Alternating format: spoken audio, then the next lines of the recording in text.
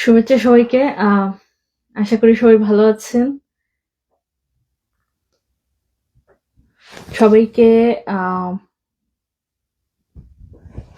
সবাইকে বড়দিনের শুভেচ্ছা জানাচ্ছি। তার আগে আমরা একটু লাইভটা চেক করে নিই যে আমাদের কথা ক্লিয়ারলি শোনা যাচ্ছে কিনা। একটু লাইভটা চেক। হ্যাঁ, কথা শোনা যাচ্ছে। আপনারা যদি কেউ দেখে থাকেন একটু জানাবেন যে আমাদের কথা ক্লিয়ারলি শোনা যাচ্ছে কিনা। আজকে নিশ্চয়ই দেখতে পাচ্ছেন যে আমরা কয়েকটা টপিক নিয়ে কথা বলবো।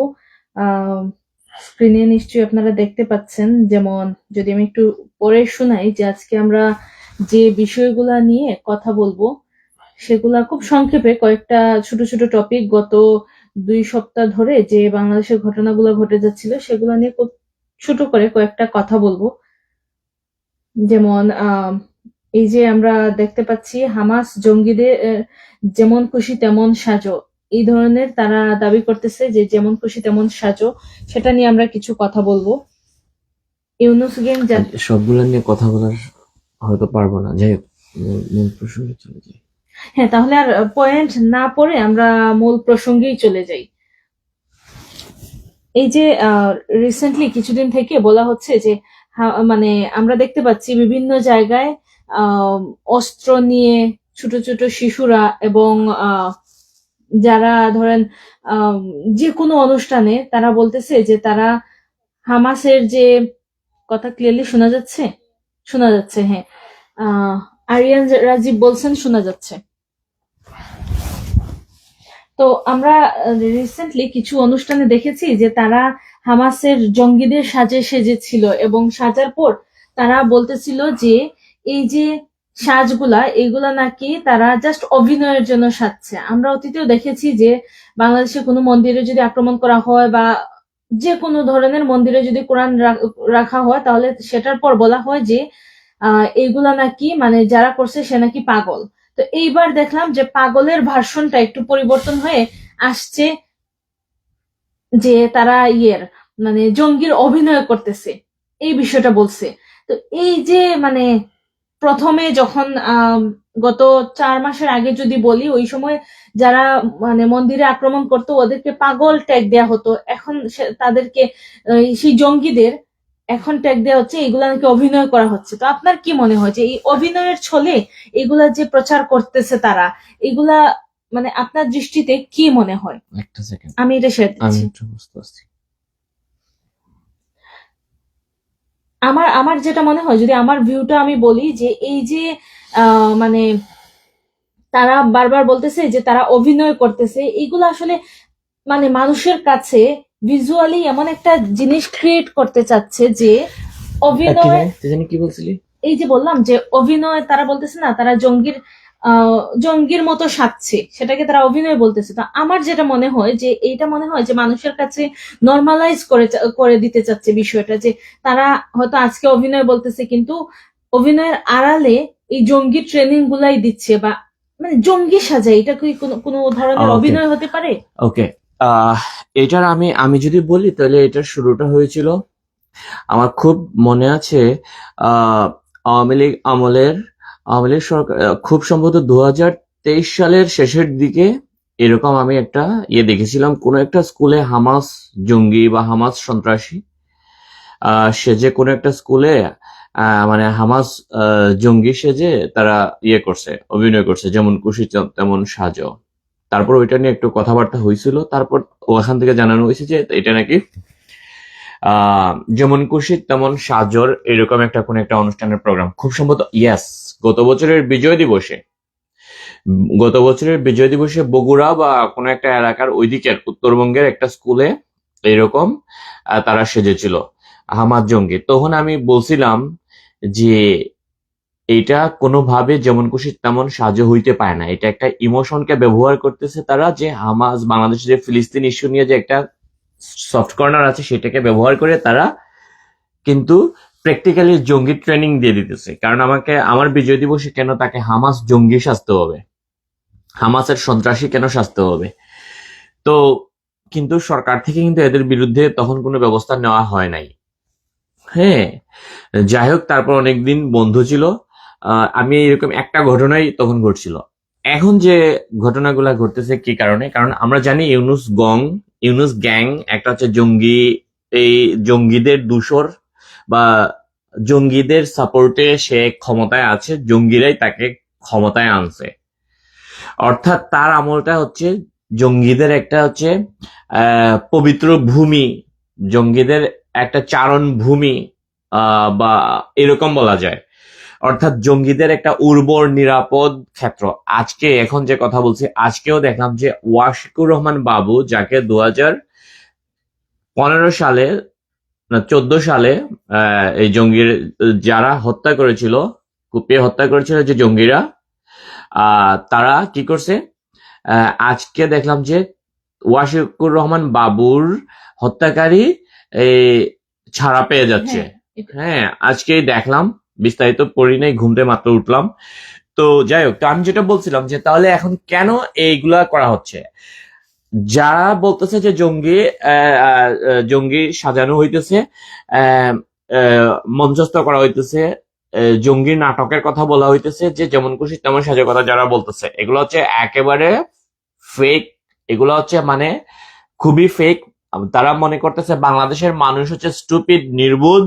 বাংলাদেশের মানুষের মাথায় ঘিলু নাই, তারা ভাত খায় না, তারা পুষ্টিকর খাবার খায় না। এরা মনে করতেছে, এই গোবর মস্তিষ্কজাত প্রাণীগুলো মনে করতেছে বাংলাদেশের মানুষ হচ্ছে তাদের মতো নির্বুধ, এবং তাদেরকে এই যেমন খুশি তেমন সাজো বলে তাদেরকে বুঝাইয়া দিতে পারবে। কিন্তু আমরা যারা যুক্তিবোধের মানুষ, যুক্তিবোধ সম্পন্ন মানুষ, আমরা যারা যুক্তি বুদ্ধি দিয়ে চিন্তা ভাবনা করি, পড়াশোনা করেছি, আমরা জানি এগুলা যেমন খুশি তেমন সাহায্য না। আগে তারা কি করতো, আওয়ামী লীগ সরকার ক্ষমতায় আসার পর তারা কি করছিল, আমরা দেখেছি 2001 থেকে 2006 সাল পর্যন্ত বাংলাদেশ ছিল জঙ্গিদের, মানে উর্বর ভূমি বলা যায়। বাংলাদেশের সবচেয়ে নিরাপদ সময়টা ছিল জঙ্গিদের জন্য। 2001 থেকে 2006 সাল পর্যন্ত জামাত এবং বিএনপি জোট সরকারের আমলে 501টা জায়গাতে বোমা হামলা হয়েছিল একই দিনে একই সময়ে, 63 জেলাতে। একটা জেলা খুব সম্ভবত মুন্সিগঞ্জ বাদ দিয়া বাকি সকল জেলাতে আদালত চত্বরে বোমা হামলা হয়েছিল। বাংলা ভাই শায়েখ আব্দুর রহমান থেকে শুরু করে ভয়ঙ্কর এক জঙ্গিদের নিরাপদ ক্ষেত্র ছিল বিএনপির জামাতের আমলটা। তারপরে আমরা দেখলাম যে এই এই সরকারের এই এই এই এই দখলদার ইউনুস গ্যাং এর আমলটা হচ্ছে জঙ্গিদের একটা চারণ ভূমি।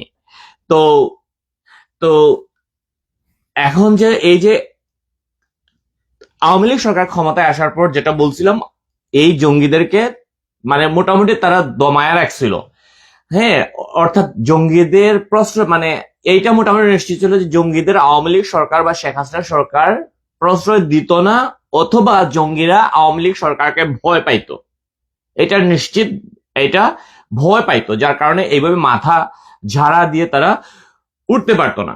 মানে এই জিনিসটা একটু যদি এড করি যে ওয়েট, তো তখন কি হয়েছে, তাহলে জঙ্গিরা তখন কি ছিল? জঙ্গিরা তখন আড়ালে আবডালে, গর্তে, মাটির নিচে, সুন্দরবনে, বান্দরবনের ওই পাহাড়ি অঞ্চলে অথবা আফগানিস্তানে গিয়ে তারা কি করতো, ট্রেনিং নিত, করতো, অর্থাৎ মানুষের লোকচক্ষুর আড়ালে করতো। ইউনুস গ্যাং, নট গং, ইউনুস গ্যাং, কিশোর গ্যাং এর মতোই আর কি আমি ইউনুস গ্যাংকে দেখি। তো ইউনুস গ্যাং ক্ষমতায় আসার পর যেহেতু জঙ্গিদের 2001 থেকে 2006 বিএনপি জামাতের জন্য একটা উর্বর ক্ষেত্র ছিল জঙ্গিদের জন্য, আর এই মুহূর্তে একটা উর্বর চারণভূমি হচ্ছে এই ইউনুস গ্যাং। তো ইউনুস গ্যাং এর কারণে যেহেতু আসার পর থেকে সব জঙ্গি সন্ত্রাসীদের ব্যাক করে দিচ্ছে, এখানে মানে প্রকাশ্যে কিছু করলে কোনো সমস্যা না। অর্থাৎ যেটা বুঝাইতে চাইতেছি, আগে যেটা মাটির নিচে করতো, গর্তে লুকায়া যেটা করতো, যেটা সুন্দরবনে, বান্দরবনে, জঙ্গলে, পাহাড়ে, আফগানিস্তানে গিয়ে, পাকিস্তানে গিয়ে যে জঙ্গি ট্রেনিং করতো, যে প্রশিক্ষণ নিত, সেটা এখন প্রকাশ্যে করতেছে। এবং প্রকাশ্যে করতেছে, এবং এটাকে কি নামে করতেছে? এটা একটা মেটিকুলাস ডিজাইনের অংশ। কোন মেটিকুলাস ডিজাইনের অংশ? সেটা হচ্ছে এই যে ধর্মকে ব্যবহার করে, ইমোশনকে ব্যবহার করে যে ফিলিস্তিন নিয়ে, যদি আমরা বলি যে এটা হচ্ছে ফিলিস্তিন, হ্যাঁ ইসরায়েল আক্রমণ করতেছে এই সেই, তো এই যে ফিলিস্তিনি সিম্পেথি কিছু মানুষের, বাংলাদেশের কিছু নির্বোধ প্রকৃতির সেটা আওয়ামী লীগ বিএনপি বা দল নির্বিশেষে যে কিছু নির্বোধ প্রকৃতি যারা মনে করে ওরা হচ্ছে মুসলমান, আমরা মুসলমানের পক্ষে থাকবো, এই যে মুসলমানই যে ইমোশনটা ব্যবহার করে এখন এই জঙ্গিরা কাজে লাগাইতেছে, এখন এই জঙ্গিরা আওয়ামী লীগকে এখন সরাতে চাইতেছে। অর্থাৎ এতদিন দেখা যাচ্ছে যে ওরা মুসলমান, এই জন্য আমরা তাদের পাশে আছি। হ্যাঁ, এই মুসলমান বা মুসলিম এই জাতভাই ইমোশনটা ব্যবহার করে কিন্তু তারা এই সন্ত্রাসীদের করছে। এখনো কিন্তু সেই কাজটা করতেছে যে ফিলিস্তিন বললে হয়তো কেউ প্রতিবাদ করবে না, ফিলিস্তিন বললে কিন্তু মানুষ কেউ আর এটাতে করবে না। অর্থাৎ এটা একটা মেটিকুলাস ডিজাইনের অংশ হিসাবে এই হামাস জঙ্গি সেজে, কেন ভাই তারা কি মুক্তিযোদ্ধা সাজতে পারতো না? তাদেরকে কি কেউ মানা করছে মুক্তিযোদ্ধা সেজে এই যেমন খুশি তেমন সাজতে? আমরা আমাদের স্কুল কলেজে, আমরা স্কুল লেভেলে আমরা যারা যেমন খুশি তেমন সাজর, আমরা তো বিভিন্ন ধরনের অভিনয় করে আসছি যেমন খুশি তেমন সাজো, তাই না? আজকে তো নতুন না। আমার স্কুল জীবনের একটা যেমন খুশি তেমন সাজর একটা ছিল, চোর এবং পুলিশ সাজা। হ্যাঁ, পুলিশের চোর দৌড়াইতেছে। হ্যাঁ, তারপর আমি দেখেছি আমাদের জুনিয়ররা তারা এই যে রাজু ভাস্কর্যের সামনে যে অপরাজেয় বাংলা, এই সমস্ত স্ট্যাচু গুলা ভাস্কর্য তারা এইগুলা তারা করছে বা মুক্তিযোদ্ধা সাজছে সময়। এখন ইউনুস গ্যাং এর আমলে আইসা কেন হামাসের জঙ্গি শাস্তি হবে? হামাসের যোদ্ধা শাস্তি, মানে যোদ্ধা না, জঙ্গি শাস্তি হবে? হামাস সন্ত্রাসী কেন শাস্তি হবে? তুই জানি কি বলছিলি? না, আমি বলছিলাম এই জিনিসটাই যে এদের যে মানে এই ধরনের জঙ্গি সাজার যে প্রবণতা শুরু হয়েছে, তার মানে কি বিষয়টা তারা নর্মালাইজ করতে চাচ্ছে। আজকে তারা এই যে বিশেষ করে ধর্ম টেনে এনে, যে ধর্ম টেনে আনলে আওয়ামী লীগ বিএনপি সহ প্রতিটা মানুষ কেউ কোনো ধরনের বিরোধিতা করবে না, তাহলে আমরা এই হামাসের জঙ্গিদেরই জঙ্গিদের সাজাই এবং মানুষের কাছে একটা ভিউ তুলে ধরি যে ওরা হচ্ছে যে ধরেন মানে ইসলামিক একটা গোষ্ঠী এই ধরনের, বা ইসলামের পক্ষে তারা কাজ করতেছে। কিন্তু আদতে এই জিনিসগুলা কিন্তু আসলে কোনো ইসলামের পক্ষে কাজ করা না। তাদের যে সেই যে জঙ্গি ট্রেনিং, আপনিও বললেন যে আগে যেটা গোপনে করতো, মাটির নিচে করতো, এখন কিন্তু প্রকাশ্যে সেইগুলা করছে। তাহলে এটার সাথে এই সাজগুজের একটা রিলিভেন্সি আছে, তাই না? এবং কিন্তু আমরা শুধু ওই জায়গায় না, ওই যে স্কুলের যে বিজয় দিবসের অনুষ্ঠান নাকি ওইটাতে না, আরো বিভিন্ন জায়গায় ইদানিং দেখতে পাচ্ছি যে মানে এই বন্দুক হাতে দিয়ে মানে এই ধরনের ছবি টবি তুলে তারা প্রচার করতেছে। তাহলে তো ডেফিনেটলি তাদের মানে মানুষের কাছে বিষয়টা নর্মালাইজ করে দিবে। এবং এইটাই টিপু হালদার, হ্যাঁ ঠিক আছে দোস্ত, তুই ঠিকই, তোর মনে আছে, ঠিকই মনে আছে। আমরা তখন অনার্সে ছিলাম, ওই যে শায়েখ আব্দুর রহমান আইসার লুকাইছিল না টিলাগড়ে, ওই যে বাড়িটার নাম ছিল কি সূর্যদিগল বাড়ি, একজনের বাসা ছিল ওই বাসাটার নাম ছিল সূর্যদিগল, খুব সম্ভবত সূর্যদিগল বাড়ি বাসা। এবং আমরা সেটাতে দেখতে গেছিলাম যখন এই র্যাব বা আইন শৃঙ্খলা বাহিনী যখন তাদেরকে কি করছিল, শায়েখ আব্দুর রহমান ওইখানে গিয়ে লুকাইছিল। কত সালে? খুব সম্ভবত 2005 সালে অথবা 2006 সালে, আমি টিপু একটু তুই মনে করে দিস তো। এবং তার যখন ওই বাসাতে লুকাইছিল, সূর্যদিগল বাড়ি বাসাটার নাম ছিল, ওই বাসা থেকে ওরা আশ্রয় নিয়েছিল। তো তারপর মানে ঘন্টার পর ঘন্টা আইন শৃঙ্খলা বাহিনী চেষ্টা করতেছিল তাদেরকে বের করে আনতে চাইছিল, জীবিত উদ্ধার করতে চেষ্টা করছিল। বিদ্যুৎ থেকে শুরু করে গ্যাস, বিদ্যুৎ সবকিছু বন্ধ করে দিছিল। এবং পুরো 5 সালে, থ্যাংক ইউ, তো বন্ধ করে দিছিল। শেষ পর্যায়ে কি করছিল, গরম পানি, হ্যাঁ তখন র্যাব কি করছিল, এগুলো আমাদের চোখের সামনে দেখা, তাই না? আমরা তো তখন অনার্সে পড়তাম, আমাদের চোখের সামনে দেখা যে শায়েখ আব্দুর রহমানকে কিভাবে ধরা হয়। তারপর যখন গরম পানি ঢালা হইতেছিল, একটা পর্যায়ে সে আত্মসমর্পণ করছে, এইভাবে আত্মসমর্পণ করছে। তারপর মানে 30 থেকে 40টা গাড়ি দিয়া তারপর তাকে সিলেট থেকে মানে পুলিশ, র্যাব, আইন শৃঙ্খলা বাহিনী সর্বোচ্চ কর্ডন দিয়া তাকে সিলেট থেকে ঢাকায় আনা হয়েছিল। এগুলো আমাদের চোখের সামনে দেখা, কিভাবে জঙ্গিদেরকে কিভাবে বাংলাদেশ থেকে করছিল, গ্রাস করছিল। সেই জঙ্গি এখন আরো ভয়ঙ্কর আকারে ধারণ করতেছে এবং সেটাকে নর্মালাইজ করার চেষ্টা করতেছে। কি বলে? হামাস জঙ্গি সেজে, হামাস যুদ্ধ। কেন তোকে হামাস জঙ্গি কেন শাস্তি হবে? হামাস কেন সন্ত্রাসী সংগঠন, কেন জঙ্গি সংগঠন? কারণ আমরা এগুলা অতীতে আরো বহুদিন ব্যাখ্যা করছি। কারণ কোন যোদ্ধা, কোন স্বাধীনতাকামী সংগঠন কখনো সাধারণ মানুষকে জিম্মি করে, শিশুদেরকে জিম্মি করে কখনো কি করে না, আক্রমণ করে না, যুদ্ধ করে না। আমাদের মুক্তিযোদ্ধারা 1971 সালে যে পাকিস্তানি হানাদার বাহিনীর সাথে যুদ্ধ করছিল, তারা কিন্তু কখনো কোনো সাধারণ মানুষকে মানে ঢাল হিসেবে ব্যবহার করে নাই। তারা কখনো শিশুদেরকে ব্যবহার করে নাই, কখনো তারা মানে পাবলিক প্লেস যেখানে মানে বিরোধীরা যদি আক্রমণ করে, বিপক্ষ দল আক্রমণ করে, তো অনেক মানুষ মারা যেতে পারে, এইরকম কোন স্থান তারা ব্যবহার করে নাই। যেমন মসজিদ, যেমন হাসপাতাল, যেমন কোনো বাজার, এরকম কোন ব্যবহার করে নাই আমাদের মুক্তিযোদ্ধারা। ভুল করে 1971 সালে তৎকালীন সময়ে যে বর্তমানে শেরাটন হোটেল, এটা মনে হয় আবার কি নাম আসছে, মনে হয় ইন্টারকন্টিনেন্টাল মনে হয় চলে আসছে। তৎকালীন সময় 1971 সালে ইন্টারকন্টিনেন্টাল ছিল হোটেলটার নাম, বর্তমান যেটা শেরাটন। ওইখানে পাকিস্তান হানাদার বাহিনীর কিছু সৈন্য ওইখানে আশ্রয় নিছিল।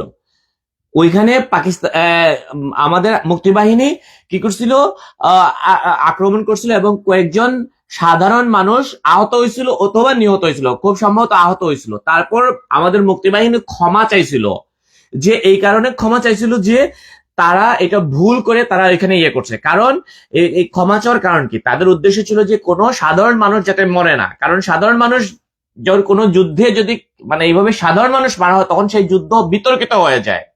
হ্যাঁ, সাধারণ মানুষের উপর আক্রমণ করা যাবে না, কোনো বেসামরিক মানুষের উপর আক্রমণ করা যাবে না। এইটা হচ্ছে একটা যুদ্ধের একটা নীতি।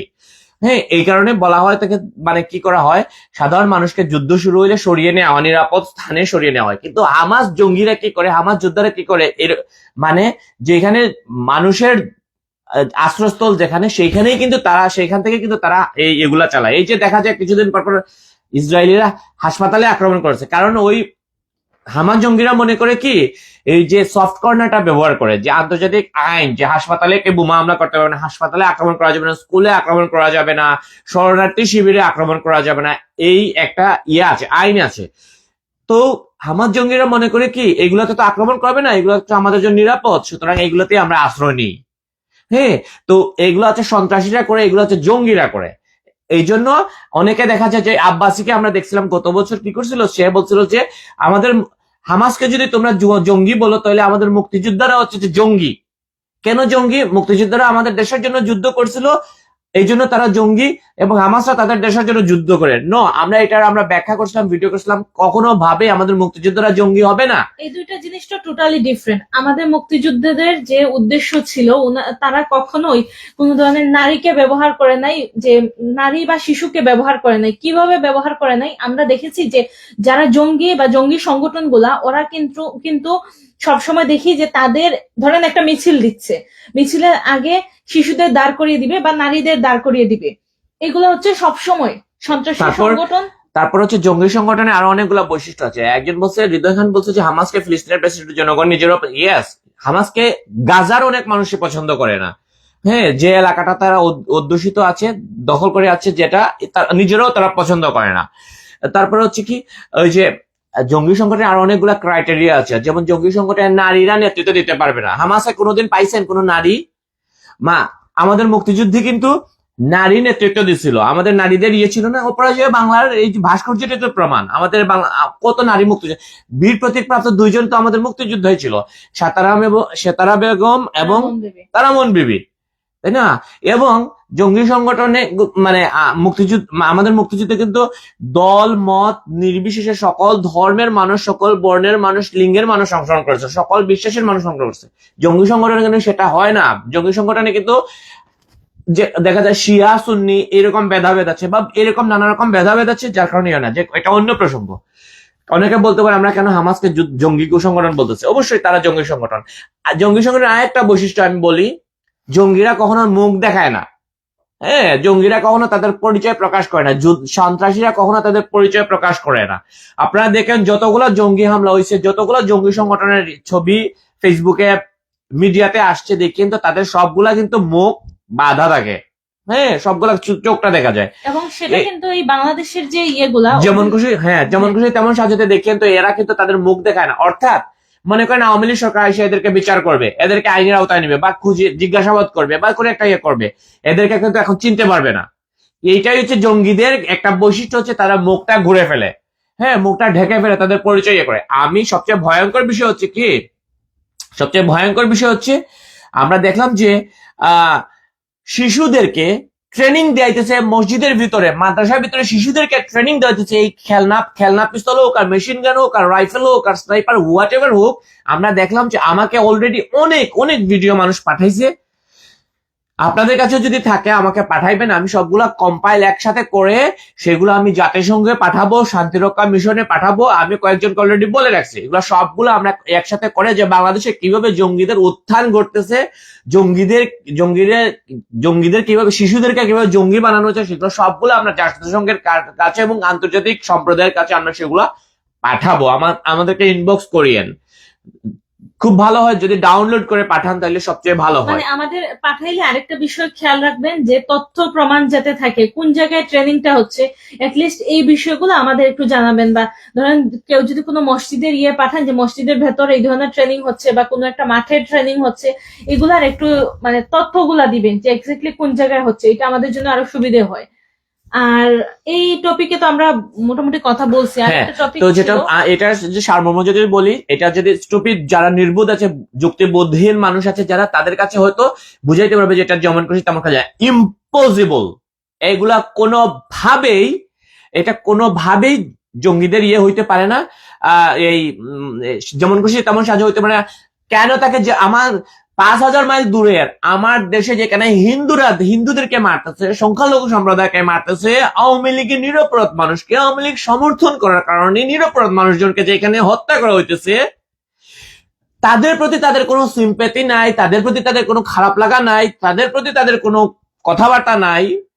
5,000 মাইল দূরের কোথায় কোন হামাস জঙ্গি সংগঠন আছে, তাদের জন্য কেন আমাকে শাস্তি হবে? এটা কিভাবে এটা টপিক হয়, এটা কিভাবে এটা আলোচনার বিষয় হয়, এটা কিভাবে একটা শিক্ষা প্রতিষ্ঠানে যেমন খুশি খুশি সাজত এইরকম একটা টপিক হয়, এবং সেই শিক্ষা প্রতিষ্ঠান সেটা অনুমোদন করে কিভাবে? ওই শিক্ষা প্রতিষ্ঠান, এই কর্তৃপক্ষ মধ্যে যদি সেই জঙ্গি ভাবাপন্ন মানসিকতা না থাকে, সেই সমর্থন যদি না থাকে, তাহলে সেটা কখনো সেটা করতে দেওয়ার কথা না।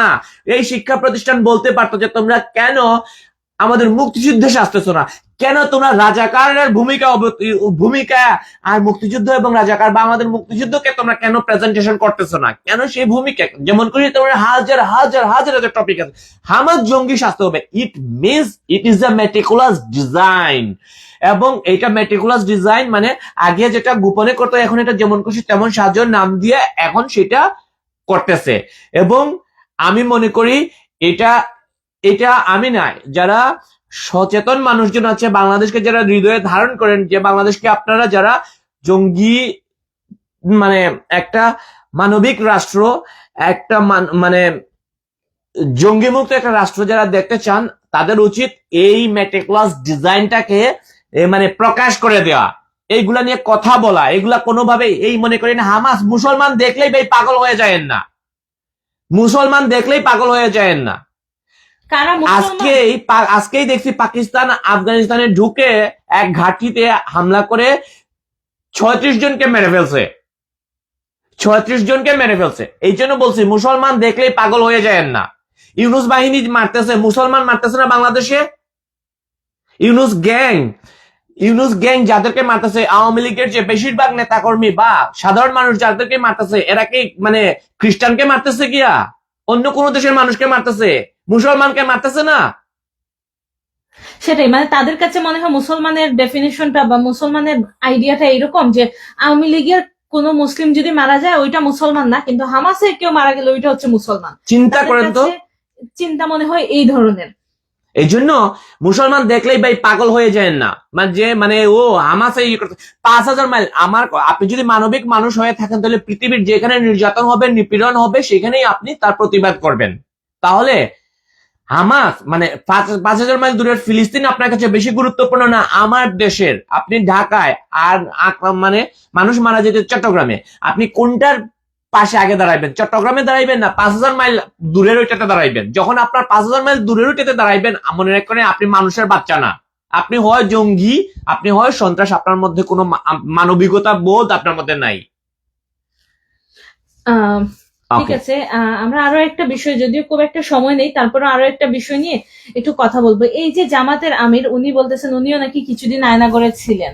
তো এই যে আয়নাগর টপিকটা, এইটা নিয়ে যদি বলি যে ওনারা সবাই দাবি করতেছেন বারবার যে ওনারা আয়নাগরে ছিলেন, উনি দাবি করতেছেন যে জামাতের আমির উনিও নাকি আয়নাগরে ছিলেন। তো আসলে ওনারা বর্তমান যে ক্ষমতায় দখলদার ইউনূস সরকার আছে, তাদের ক্ষমতায় তো প্রায় 4.5 মাস হয়ে গেছে।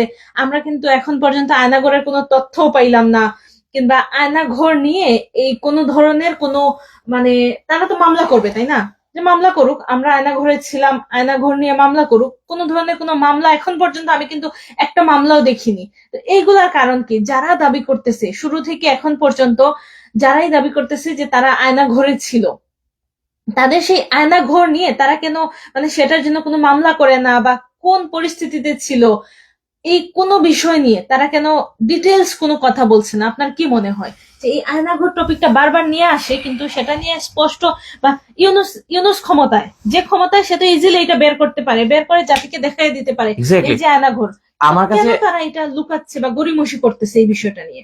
আমার কাছে এই জামাতের এই জামাতকে একটা সার্কাস সংগঠন একটা মনে হয়, একটা দেশ বিরোধী তো সংগঠন, সেটা জানি। এখন তাদের যে আমির, প্রথম কয়েকদিন সে কিন্তু এমন একটা ফেরেস্তার মতো ভাব দেখাইছিল যে, মানে সে আওয়ামী লীগ সবাইকে সে ক্ষমা করে দিয়েছিল, সবাইকে সে ক্ষমা করে দিয়ে, মানে দেয়ার, মানে ইয়ে করে ফেলছিল।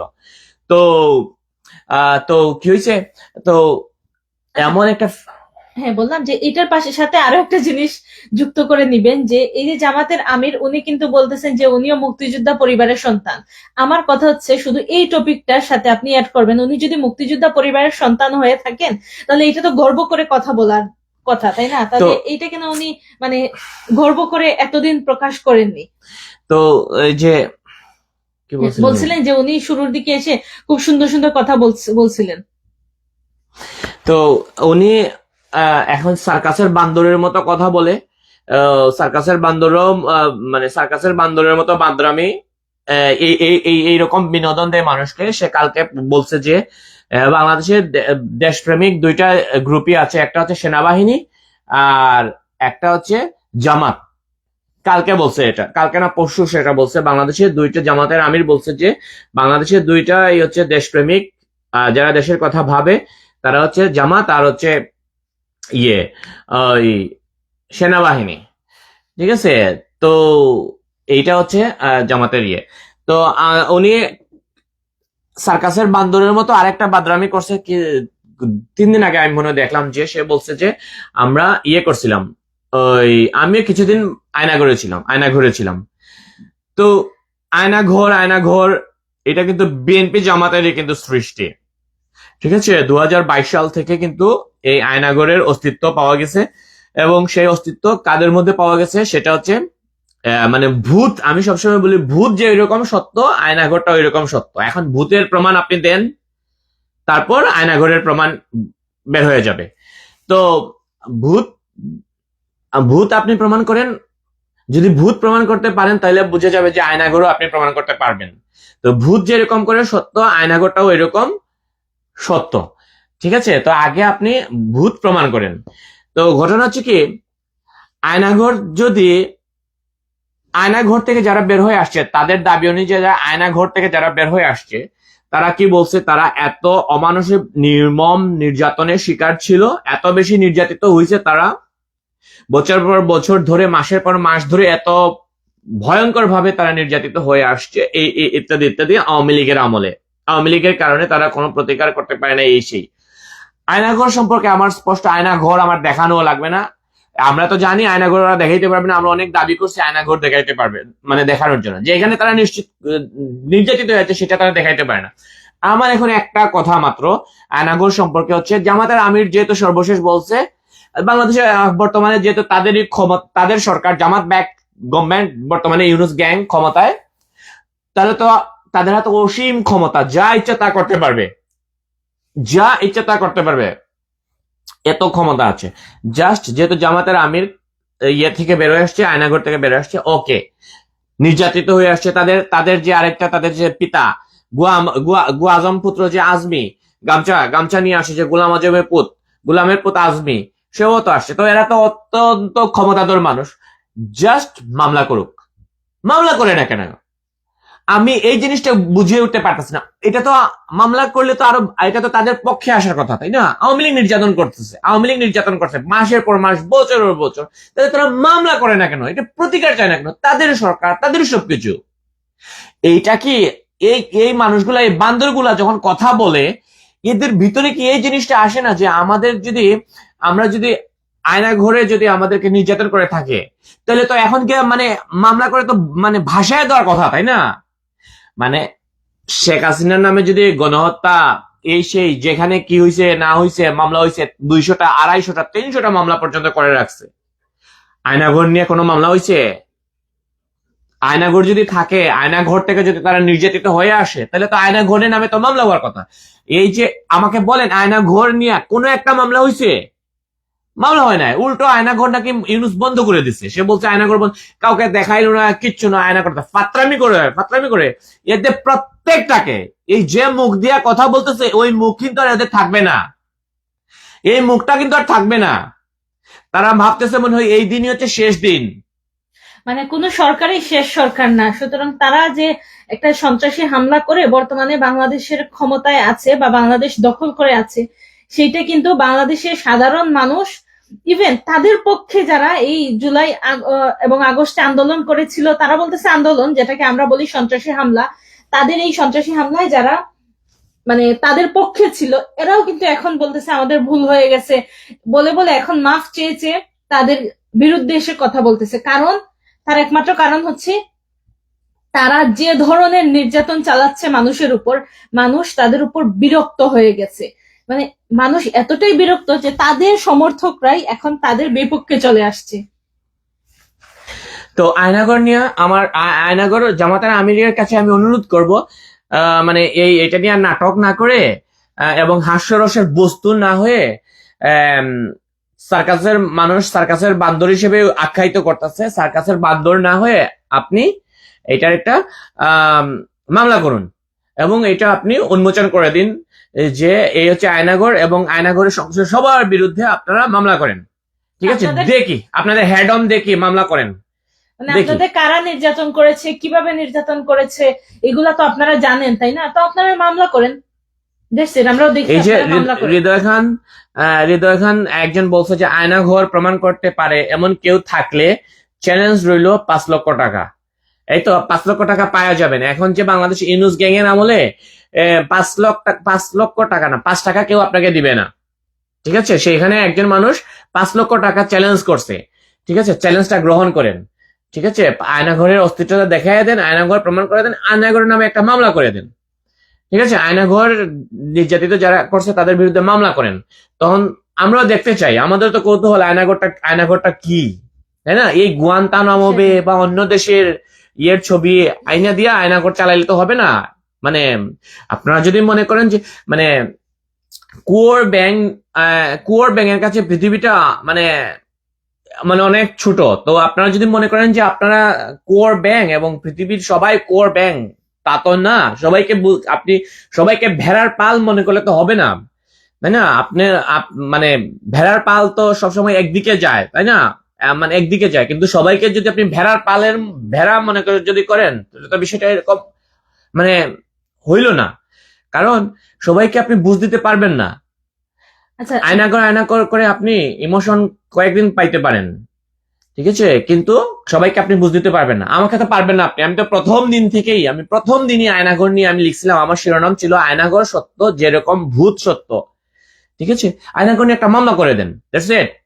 আচ্ছা, এইটার যেহেতু জামাতের আমিরের এই আয়নাঘরের টপিক নিয়ে কথা বলতেছি, তো আরেকটা টপিক এই মুহূর্তে মনে পড়ছে, যেটা হচ্ছে গিয়ে আমরা এটা নিয়ে কথা বলবো, যে উনি বলছেন শাহবাগীদের ফাঁসি দিবেন। ওকে, হ্যাঁ, এটা নিয়ে একটু বলেন। কিন্তু এখন কি ইয়ে করবো, জাস্ট এই টপিক নিয়ে কথা বলি, বাকিগুলো হয়তো পরে আমরা ভিডিও করে আপলোড দিই। উনি বলছে যে উনি প্রথমে কিন্তু খুব ভালো ভালো কথাবার্তা বলছিল, যে উনি দেখলাম যে অনেক হিন্দুরাও এসে বলতেছে জামাতের আমির এত ইয়ে বলতেছে, উনাকে আমরা ক্ষমতায় চাই, এই সে অনেক মানে উনার প্রেমে এমন পড়ছিল, এবং হ্যাঁ অনেক ইয়ে করছিল, কিন্তু আমরা তো জানি, আমরা যারা যুক্তি দিয়ে চিন্তা করি, আমরা তো জানি এটা হচ্ছে মুখোশ, ক্ষমতায় যাওয়ার মুখোশ। অলরেডি তো তারা জামাত প্রো ক্ষমতায় আছে, আমরা জানি এটা তাদের মুখোশ। আমরা জানি একটু পরে ওর মুখোশটা পরিবর্তন হয়ে যায়। এই লোকটাই কিন্তু বলছে যে আমি ডানাত দিয়ে, কি জিহ্বা ডানাত দিয়ে এনে বাম হাত দিয়ে, মানে কি হচ্ছে বাম হাত দিয়ে এনে ডান হাত দিয়ে টেনে বাম হাত দিয়ে ফেলে দিব, এরকম আর কি। পায়ের নিচে ফেলে দিব, পায়ের নিচে এইরকম ফেলে বলছিল দিব। কিন্তু জামাতে, কিন্তু এইরকম কথাটাই কিন্তু সে বলছিল। তো সেই জামাত আইসা মানে এমন ভাব দেখাইছিল যে তাদের থেকে মনে হয় পৃথিবীতে আর কোনো মানবিক মানুষ নাই, আর কোনো সংগঠন নাই এই জামাতের মতো। তো যাই হোক, তো জামাত বলছে যে শাহবাগীদের বিচার করবে বিচার তারা, করা হবে। কারণ তাদের কারণে তাদের কিছু মানুষ নাকি হত্যার শিকার হয়েছে, খুনের শিকার হয়েছে। তো আমার কথা হচ্ছে যে আহ শাহবাগী বলতে তারা কাদেরকে বুঝাইতেছে? গণজাগরণ মঞ্চকে তো বুঝাইতে চাইতেছে যে শাহবাগী, আহ তাদেরকে বুঝাইতেছে। তাহলে শাহবাগের মানুষ তো, তারা তো আন্দোলন করছে, ডেমনস্ট্রেশন করছে। আন্দোলন করা প্রত্যেকটা মানুষের গণতান্ত্রিক অধিকার, তাই না? যারা আন্দোলন করছে আপনি তাদেরকে ফাঁসি দিবেন কেন? মানে আপনি কি, মানে এই যে বান্দরের বাদরামি বলছিলাম না, কি বলছে চিন্তা করে বলে নাই। যারা ডেমনস্ট্রেশন করছে, যারা প্রতিবাদ করছে, ন্যায় বিচারের জন্য যারা প্রতিবাদ করছে, যুদ্ধাপরাধীদের ফাঁসির জন্য যারা প্রতিবাদ করছে, আপনি তাদেরকে কেন ফাঁসি দিবেন? মানে ওদের ক্ষমতা পাওয়ায় মনে হয় এই ধরনের উল্টাপাল্টা উনি কথা হ্যাঁ, বলতেছে। কিন্তু ফাঁসি দিলে তো হচ্ছে, যদি আপনি তাদেরকে ফাঁসি দেন তাহলে তো মানে আপনাদের যে আধ্যাত্মিক গুরু ফ্রান্সে বসে যে ফ্রান্সে বসে যে আপনাদের যে মানে সব কাজ করে দিচ্ছে, আপনার যে আধ্যাত্মিক গুরু, না তার নাম মুখে আনতে আমার ভাল লাগে না, তো বুঝে গেছেন ফ্রান্সে বসে এই যে যে হেফাজত ভট্টাচার্য, হ্যাঁ, হেফাজত ভট্টাচার্য, আপনাকে তাকে সবার আগে ফাঁসি দিতে হবে, তাই না? কারণ শাহবাগীদের আন্দোলনের তো প্রধান ইয়ে তো, মানে প্রধান না, সে তো একজন, তাই না? সে তো একজন, এর ছবি তো ভাইরাল হয়েছে, তাই না? তো ফাঁসি তো মানে ইয়ে দিতে হবে, তাকে সবার আগে ফাঁসি দিতে হবে, তাই না? তো যাই হোক, আমার কথা হচ্ছে যারা ডেমনস্ট্রেশন করছে, যারা প্রতিবাদ করছে আন্দোলনে আহ ইয়ের জন্য, যুদ্ধাপরাধীদের বিচারের জন্য, বিচারের দাবিতে, তাদেরকে আপনি কেন ফাঁসি দিবেন? মানে তাদেরকে কেন আপনি বিচারের আওতায় আনবেন? ওকে, আরেকটা জিনিস, হ্যাঁ আপনি তাদেরকে তখন আনতে পারতেন, তাদের বিরুদ্ধে দাঁড়াতে পারেন, যদি আপনারা যারা গণপিটুনি দিয়ে মানুষকে মারতেছেন, আপনারা যে গ্যাং, কিশোর গ্যাং এর মতো গণপিটুনি দিয়ে যারা আপনারা মারতেছেন মানুষজনকে, এই গণজাগরণ মঞ্চের মানুষ, তারা যদি যুদ্ধ অপরাধীদেরকে ধরে ধরে গণপিটুনি দিয়া যদি মাইরা ফেলতো, তাহলে আপনি সেই দাবি করতে পারতেন যে আমরা তাদেরকে বিচারের আওতায় আনবো। ইয়েস, আমরা সেটাকে সাপোর্ট করি, যে আইন নিজের হাতে তুলে নেওয়াটা অপরাধ। এই যে ইউনুস গ্যাং যেভাবে মানুষজনকে যেভাবে গণপিটুনি দিয়ে মারতেছে, এটা অপরাধ, এবং এটার বিচার একদিন হবে। এবং 13 সালে যদি এই গণজাগরণ মঞ্চ, আপনি যাদেরকে ফাঁসি দেওয়ার কথা বলতেছেন, তারা যদি এইভাবে যুদ্ধ অপরাধীদেরকে ধরে ধরে আইসা গণপিটুনি দিয়ে মারতো, তাহলে আমরা সেটাকে সমর্থন করতাম, কিন্তু তারা তো সেটা করে নাই। যদি সেটা করতো, আপনারা কেউ কি বাঁচতে পারতো? গণজাগরণ মঞ্চে কেন আন্দোলন করছে তখন? কেন তারা শাহবাগে গেছিল আপনি জানেন, কিন্তু ওইটা এই আজকের প্রজন্মকে আপনি বুঝাইবেন না, বলবেন না, কারণ ওই সময় যে আইনটা ছিল, সে আইনের মধ্যে যুদ্ধ অপরাধীদের যে ইয়ের জন্য, বিচারের জন্য যে আইন ছিল, সে আইনে একটা গলদ ছিল। সেই গলদটা কি ছিল? রাষ্ট্র আসামি পক্ষ রায়ের কি করতে পারতো, কি এটাকে বলে, রায়ের বিরুদ্ধে আপিল করতে পারতো, কিন্তু রাষ্ট্রপক্ষের সেই আপিলের সুযোগ রাখা হয় নাই। অর্থাৎ এইটা ছিল একটা ইমব্যালেন্স বিচার, ইমব্যালেন্স আইন ছিল, যে বা বিচার ব্যবস্থার একটা ইমব্যালেন্স অবস্থা ছিল, হ্যাঁ, যে এই এইটা ধরনের। তো মানে যদি আপিল করতে পারে, দুই পক্ষই আপিল করতে পারবে, সেক্ষেত্রে রাষ্ট্রপক্ষ পারবে না, কিন্তু আসামি পক্ষ পারবে। এটা তো কখনো মানে ব্যালেন্স বা সুষ্ঠু কোনো আইন হলো না, তাই না?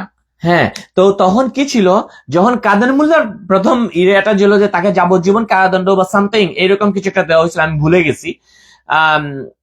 তো তখন কি করা হয়েছিল যে কিন্তু সে তো যুদ্ধাপরাধী ছিল, তাই না? মানে সে এইরকম মানে খুব যাবজ্জীবন না, আরো কি একটা কম, একটা মনে 10 বছরের মতো সামথিং একটা ইয়ে হয়েছিল, মানে নর্মাল একটা পানিশমেন্ট। কেউ যদি মনে থাকে একটু বলে দিন। তখন কি হয়েছিল যে এই যে মুক্তিযুদ্ধের যে প্রজন্ম বা মুক্তিযুদ্ধকে যারা ধারণ করে, 71কে যারা ধারণ করে, বাংলাদেশকে যারা ধারণ করে, তারা সবাই রাস্তায় নেমে আসছে। মানে এইরকম একটা নিগৃহীত, একজন জনধিকৃত, একজন মানবতা বিরোধীর শাস্তি এত মাইনর হইতে পারে না। তখন কি করলো আসামি পক্ষ আপিল বিভাগে আবেদন করতে পারলো, আপিল করতে পারে, কিন্তু রাষ্ট্রপক্ষের সেই সুযোগ ছিল না। এটা ছিল আইনের একটা মানে ইমব্যালেন্স ছিল, অভারসাম্য ছিল, এখানে ভারসাম্য ছিল না। তারপর এইটার জন্য, ন্যায় বিচারের জন্য ইয়ে করছিল। এখানে একজনকে ক্রিকেট লাভার, জকার এজেন্ট, না, এদের কমেন্ট করার দরকার না, নেই। ওকে ব্লক করে দিব, Ban করে ওকে দেন। ব্যান করে দিলাম। That's it. ঠিক আছে, এটা তো ও যদি মনে করে সে মাছের বাজারে মাছ কিনতে আসছে, তাহলে তো মানে খুবই মাছের বাজারে মাছ কেনার জন্য তো বাংলাদেশে অনেক জায়গা আছে, তাই না? তাকে ব্যান এই করলাম। মাছের বাজারে মাছ কেনার জন্য বা এই ধরনের কমেন্ট করার জন্য ওই হেফাজত ভট্টাচার্য ওদের প্রোফাইল আছে। হ্যাঁ, আরো আছে, আরো অনেকগুলো আছে, কিন্তু নাম নিতে চাইতেছি না। যাই হোক, তো মানে গুজববাজ যারা আছে, তো এই যে মানে প্রথমে কার হবে ফাঁসিটা, তার হবে না? কই এই লোকটার হবে না? দেখেন তো চিনতে পারেন কিনা? আরেক যে দিকের পাশে কে বসে আছে দেখা যায় না? যে বলছিল না ফাঁসি দিবে, তাই না? ক্লিয়ার করে দেখায়। দেখেন তো, শাহবাগ লেখা বড় করে বসে আছে কে? আঙ্গুল উঁচায় রাখছে কে? তাই না? তো জামাত যে ফাঁসি দিবে, তো মানে টানে তাকে তো দিতে হবে সবার আগে, তাই না? সেটাই। তো যাই হোক, তো যেটা বলছিলাম, তো তাহলে শাহবাগে যারা আন্দোলন করছিল, তাদের আন্দোলন কিছু যৌক্তিক আন্দোলন ছিল, লজিক্যাল আন্দোলন ছিল। অথচ দেখো, সে তাদেরকে ফাঁসি দিতে চায়। আর একটা মানুষ আন্দোলন, তার তার নাগরিক অধিকার, সে যে কোনো ধরনের দাবি জানাতে পারে, আন্দোলন করতেই পারে, তাই না? তারা তো কোনো সন্ত্রাসী আন্দোলন করে নাই এই জুলাই আগস্টের মতো। কোনো কি ভাঙচুর করছিল? কোনো জ্বালাও পোড়াও করছিল? রাষ্ট্র সম্পদের কোনো ক্ষতি করছিল? ক্ষতি করে নাই তো। কিন্তু এই জুলাই আগস্টে জঙ্গি সন্ত্রাসীরা আন্দোলন করছিল, তাদের আন্দোলনের মূল উদ্দেশ্য কি ছিল?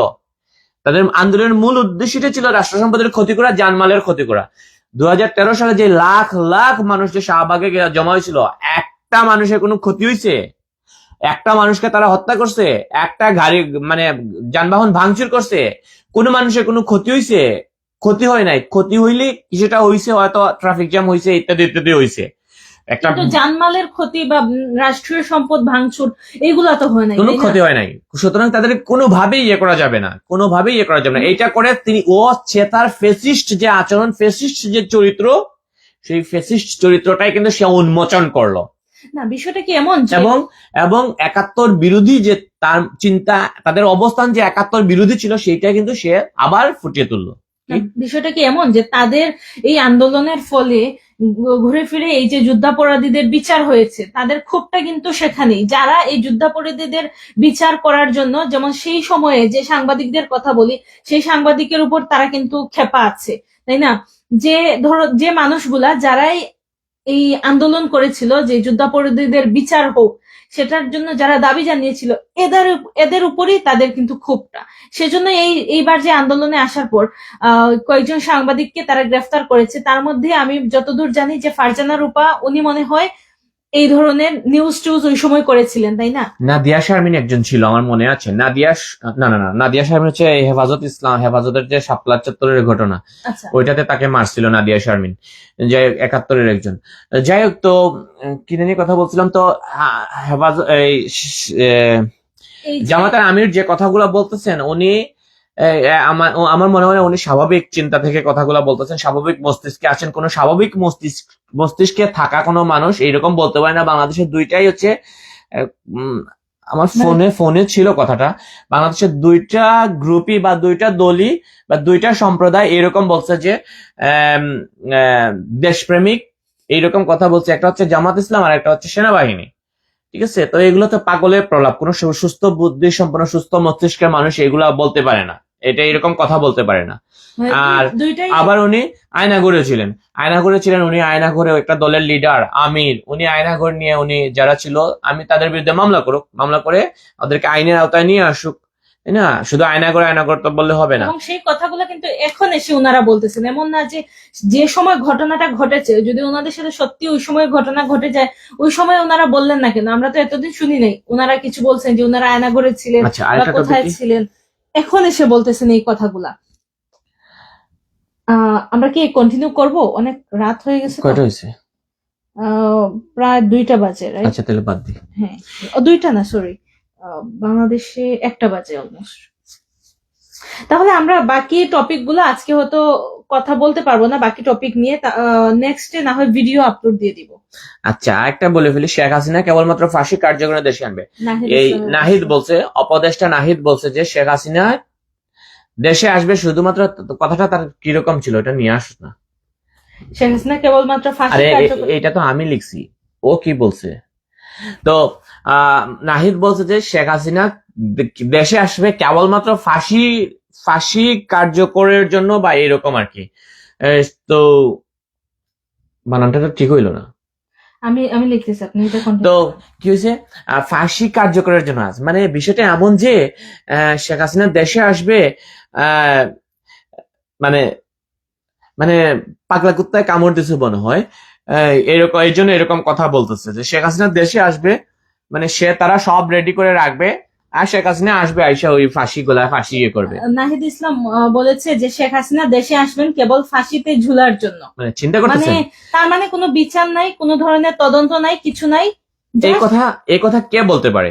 একজন সাধারণ মানুষ বলতে পারে, কিন্তু এই কথা নাহিদ বলতে পারে না, কারণ সে সরকারের। এখন কি হয়েছে, আমি এটাতে খুব খারাপ কিছু দেখি না, কারণ ওরা তো হচ্ছে মানে ওদের যদি একটু 1 মিনিট যদি ব্যাকগ্রাউন্ড, মানে ওর বাপ তো একটা ধর্ষক, তাই না? ওর বাপ প্রত্যেকটারই তো। ওর বাপ তো একটা ধর্ষক।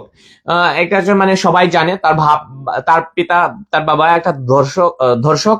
আম, তার যে মেয়ের সাথে সে আকাম করছে সেই মেয়ের পায়ে ধরে ক্ষমা টমা চাইছে। যাই হোক, তো ধর্ষকের সন্তান যে পরিবারে বাপ ধর্ষক, সেই পরিবারে সে মানে কি জ্ঞান অর্জন করবে, তার মানে তার মাথায় কি থাকবে না থাকবে সেটা আমরা ভালো করে বুঝতে পারি। এবং একটা ধর্ষক বাপের একটা সন্তানের মাথায় যে ঘিলু থাকবে না সেটা তার কথাবার্তা থেকে বোঝা যায়। সেই ধর্ষকের সন্তান সে বলতেছে যে আহ শেখ হাসিনা আসবে শুধুমাত্র ফাঁসিতে ঝুলার জন্য। তো এটা করে যে আওয়ামী লীগের এবং শেখ হাসিনা যে কতটুকু উপকার করে দিয়েছে এই ধর্ষকের পোলা সেটা খেয়াল করে নাই। ওরা আওয়ামী লীগকে বাংলাদেশ, শেখ হাসিনাকে বাংলাদেশে আনার জন্য বলতেছে তাই না, ফাঁসিতে ঝুলানোর জন্য। এই কথা বলার পর শেখ হাসিনা কখনো আসবে? ভারত ভারত শেখ হাসিনা তো যখন তখন আসতে চায়, ভারত কি তাকে ছাড়বে? শুধু ভারত না তো, বিশ্বের যে কোনো দেশের বিশ্বের যে সংস্থাগুলা যারা মানবাধিকার নিয়ে কাজ করে ওই সংস্থাগুলা সহ কেউ কেউ কি শেখ হাসিনাকে বাংলাদেশে যাওয়ার জন্য মানে সে ধরনের এটা তো পারমিশন দিবে? বা আন্তর্জাতিক আইনে এইরকম নাই যে যদি কোনো মানুষের মানে ওই দেশে নিজ দেশে তাকে ফাঁসিতে ঝুলতে হবে বা তার মৃত্যু হইতে পারে, মৃত্যুদণ্ড হইতে পারে। হ্যাঁ, এক্ষেত্রে আন্তর্জাতিক আইনে বাধা আছে যে ধরা কিছু নিয়ম আছে যে মানে তাকে মানে মানে সারা বিশ্বে তো মানে আন্তর্জাতিক আইন কি, মানবাধিকার বলে যে তারা ফাঁসির বিরুদ্ধে, তাই না? আমি নিজেও ফাঁসির বিরুদ্ধে, কিন্তু আমার এই ক্ষেত্রে কিছু ক্ষেত্র আছে যে এই সমস্ত ক্ষেত্র অত্যন্ত মেজর কিছু অপরাধ ছাড়া আমি নর্মাল সকল ক্ষেত্রে আমি ফাঁসির বিরুদ্ধে। আমি সবসময় সংশোধনের পক্ষে, হ্যাঁ সংশোধনের পক্ষে, কিন্তু কিছু কিছু যেমন আমি 71-এর মুক্তিযুদ্ধে বা এরকম গণহত্যা বা এরকম এর ক্ষেত্রে আমি আমি অবশ্যই সেটার ইয়েতে পক্ষে। কিছু ক্ষেত্র ছাড়া আমি সকল ক্ষেত্রে ফাঁসির বিরোধিতা করি, ইভেন ধর্ষকের ফাঁসির বিরোধিতাও আমি অনেক সময় করি। হ্যাঁ, সংশোধনের সুযোগ দেওয়াটা দরকার। সুতরাং মানে হুট করে একজন কিন্তু সংশোধনের সেই পরিবেশ সৃষ্টি করতে হবে। যেমন ইউএসএ তে বা অন্য কোনো একটা দেশে বা স্ক্যান্ডিনেভিয়ান কান্ট্রিতে কেউ জেল থেকে বের হইলে আবার সে অপরাধ করার সাহস পায় না, কিন্তু বাংলাদেশে হচ্ছে জেলে থেকে মানে জেলে নিরাপদ। যেমন পিচ্চি হান্নান না পিচ্চি হেলাল, ইউনুস গ্যাং যে বের করে দিল, ওর কিন্তু বহু আগে জামিন ছিল, অনেক আগে থেকেই সে জামিনে ছিল, কিন্তু সে জামিনে থাকা সত্ত্বেও সে জেল থেকে বের হইতো না, কারণ সে মনে করতো বাইরে আসলে তাকে কেউ মেরে ফেলতে পারে, নিরাপদ বোধ করতো না। হ্যাঁ, অর্থাৎ জেলেই সে নিরাপদ জীবন মনে করতো। ইউনুস গ্যাং আসার পর সে বের হয়ে গেছে। এরকম অনেক আছে বাংলাদেশের জেলের ভিতরে, মানে এত আরামে থাকে মানুষ।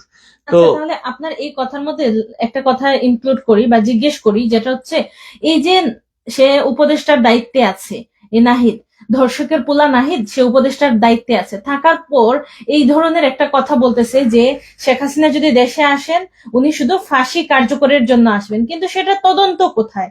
কোনো ধরনের তদন্ত নাই সেটার, মানে একটা তো ইনকোয়ারি করতে হবে, তাই না? উনি কি আসলে দোষী কিনা? এটা তো সে তো রায় দিয়ে দিছে, একজন সেটা রায় সরকারের দিয়ে দিছে। উপদেষ্টা তো এটা বলতে পারে না। কারণ সেটাই। অর্থাৎ সে কি করলো এখন, বিচার ব্যবস্থাকে সে কি করলো, প্রভাবিত করলো, তাই না? বিচার ব্যবস্থাকে সে প্রভাবিত, সে রায় দিয়ে দিল। তাহলে শেখ হাসিনা কেন আসবে, বা ভারত কেন, বা আন্তর্জাতিক বিশ্ব কেন পাঠাইবে তার কাছে? এখন মানে এটা তো প্রমাণ আছে, এই যে দেখো তাদের সরকারের বলতেছে তাকে ফাঁসি দেবে। মানে কোনো কোনো বিচার নাই, বিচার কিছু হইলো নাই। না, কোনো তদন্ত হইলো না, কোনো কিছু হইলো, এবং একটা মানে নাটক মঞ্চস্থ করলো যে যে যে জামাতের মানে কি ওটার নাম, তাজুল ইসলাম, যে 2013 সালে যুদ্ধ অপরাধীদের ফাঁসির আসামিদের বাঁচানোর জন্য আসামি পক্ষের আইনজীবী ছিল, সেই আসামি পক্ষের আইনজীবী এখন রাষ্ট্রপক্ষের প্রসিকিউটর হয়ে গেছে, প্রধান প্রসিকিউটর হয়ে গেছে।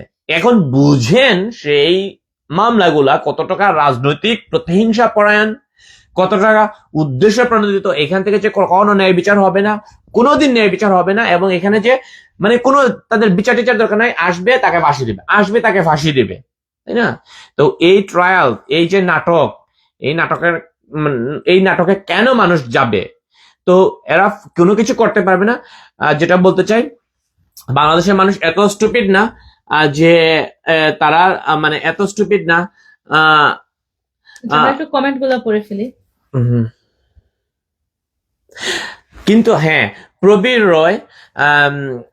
রয় উনি বলছেন, দাদা বলছেন যে শেখ হাসিনা দেশে আসবে ওদের ফাঁসি দিতে। হ্যাঁ, এই কথাটা বলতে চাইতেছিলাম যে শেখ হাসিনা দেশে আসবে, কিন্তু এই নাহিদের ফাঁসি দেওয়ার জন্য, ইউনুস গ্যাং এর ফাঁসি দেওয়ার। ইউনুস গ্যাং কারা? ইউনুস গ্যাং লিডার হচ্ছে, ইউনুস গ্যাং এর লিডার হচ্ছে ইউনুস, তার নাম অনুসারে আমি দিচ্ছি, এটার নাম হচ্ছে ইউনুস গ্যাং।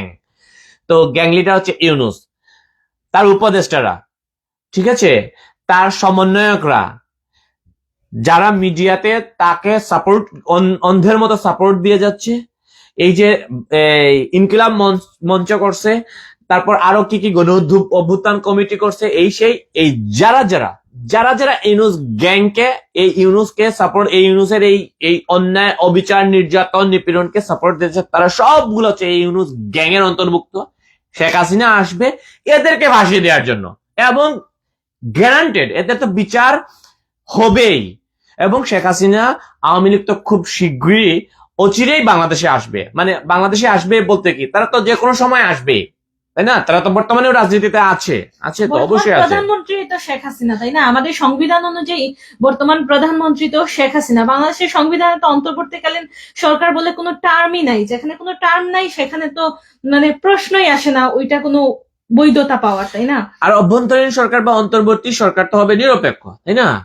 ওরা কি তাদের নিরপেক্ষতা বজায় রাখছে? ওরা তো যে নিরপেক্ষ না সেটা তো 5 তারিখই প্রমাণ করে দিচ্ছে, তাই না? 5 তারিখই আমাদের কিছু বিষয় আছে, সেটা হচ্ছে মৌলিক, ঠিক আছে?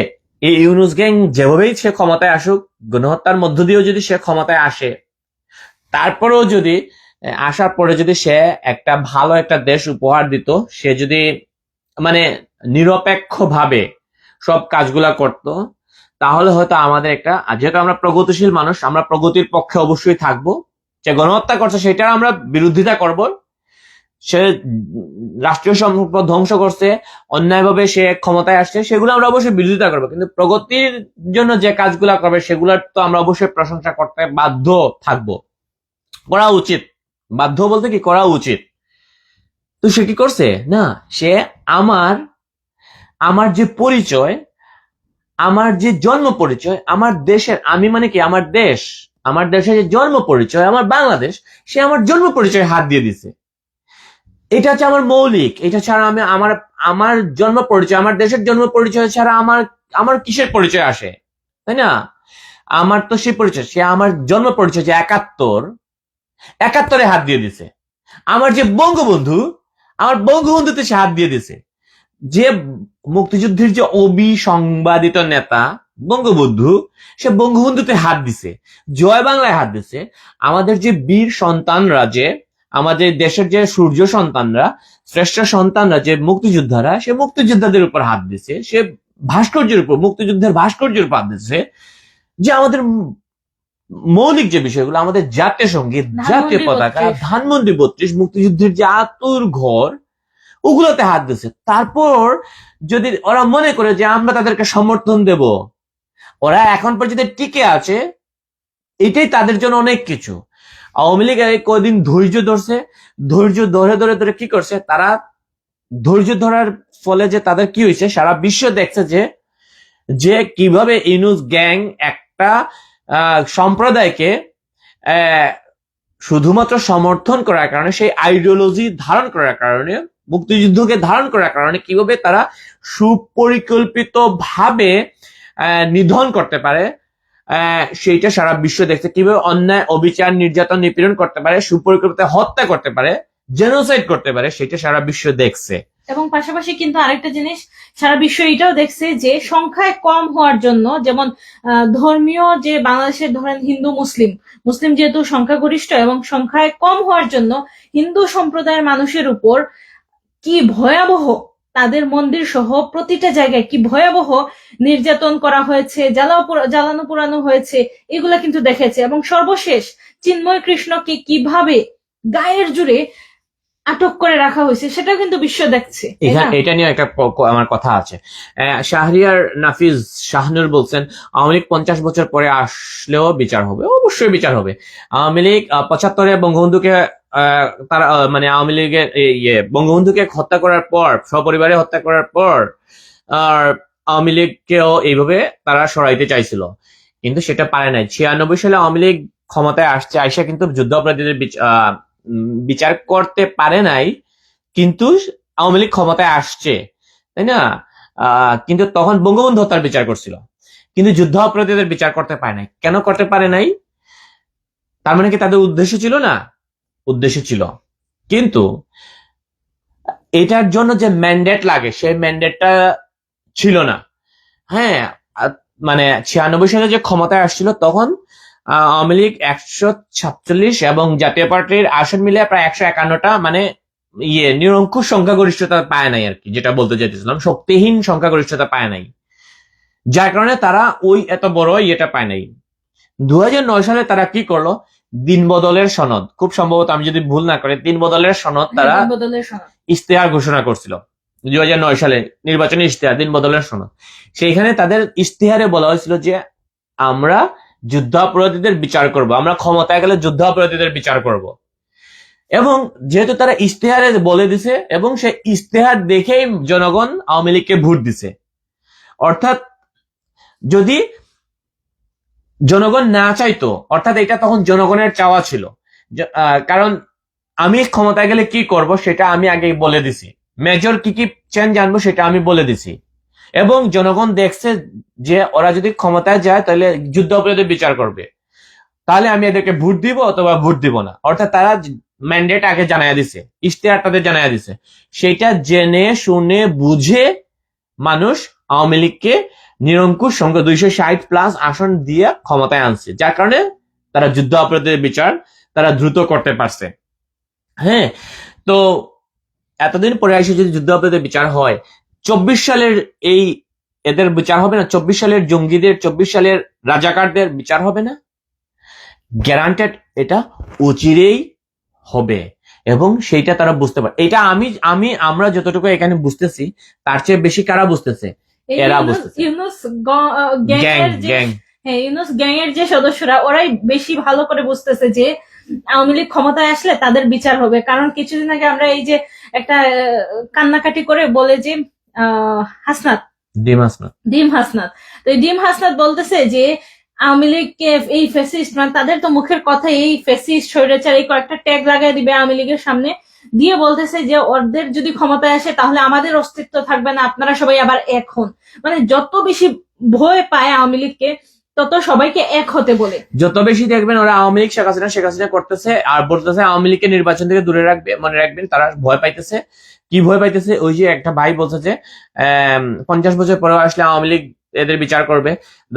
প্রবীর রয় বলছেন যে শেখ হাসিনা আসবে এদের ফাঁসির জন্য। ওই ফাঁসির মানে ওদের ঘুম হয় না, নির্ঘাত ওরা কই পালায়া কই যাবে? পাকিস্তান পালায়া যাবে, তাই না?